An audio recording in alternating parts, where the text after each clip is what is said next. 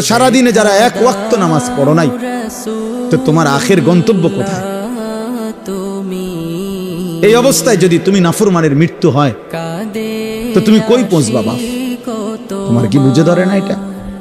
সকাল থেকে রাত পর্যন্ত সারাক্ষণ যে মোবাইলে নারী দেখে, ছবি দেখে, অশ্লীল দৃশ্য দেখে, তো এর শেষ ঠিকানা কোথায়?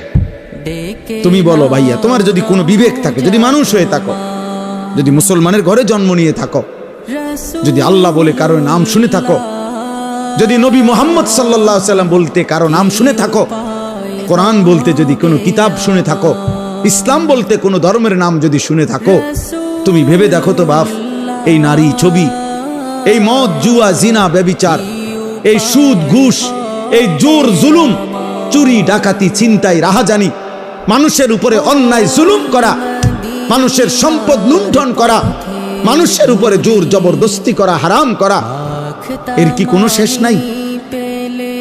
কথা বলে না, এর শেষ নাই? বলে না ভাই, কোনো শেষ নাই?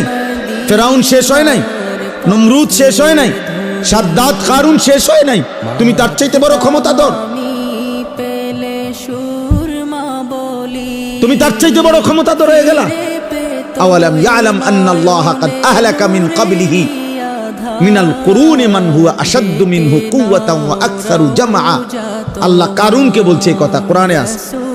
কারুনকে যখন মুসা আলাইহিস সালাম বলছে, হে কারুন, আল্লাহর দেওয়া এই সম্পদ তোমারে আল্লাহ অঢেল সম্পদ দিছে, তুমি যাকাত দাও, তখন কারুন বলছে এগুলো আল্লাহ দেয় নাই, এই মুসা, এগুলা ইন্নামা উতিতুহু আলা ইলমিন ইনদি, আমার বুদ্ধি, আমার মেধা, আমার পরিশ্রম খাটাইয়া আমি এগুলো কামাই করছি, আল্লাহ দেয় নাই। খোদার কসম, আল্লাহ তখন বলছে, হায় কারুন, তুমি জানো না তোমার চাইতে অনেক বেশি শক্তিধর, তোমার চাইতে অনেক বেশি সম্পদওয়ালা বহু নাফরমান ইতিপূর্বে আমি এই পৃথিবীতে ধ্বংস করে দিয়েছি, ধ্বংস করে দিয়েছি। কারণ তুমি জানো না, তুমি আমারে চেনো নাই, তুমি কার লগে বেত্তমিজি করতেছো বুঝতেছো না। ওয়া খাসাফনা বিহি ওয়া বিদারিহিল আরদা, আল্লাহ তাআলা বলেন আমি তখন কারুনকে তার ঘরগুলো সহ, সম্পদ ভান্ডার সহ জীবন্ত মাটির নিচে টেনে দাফন করে দিই।